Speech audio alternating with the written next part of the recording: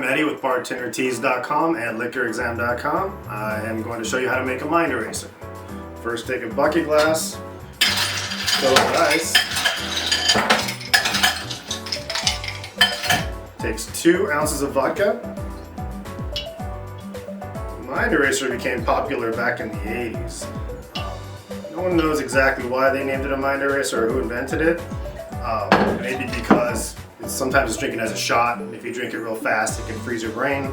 Or obviously if you have too many of these, you may forget what you're doing. But it is basically a Black Russian with soda water. A Black Russian is vodka and coffee liqueur.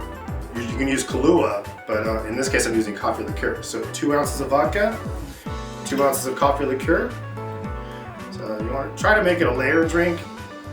But if you're in a busy bar, it may not be possible. But if it's possible, take your time. So vodka, coffee liqueur, and soda water. Just top it off with soda water. There we go.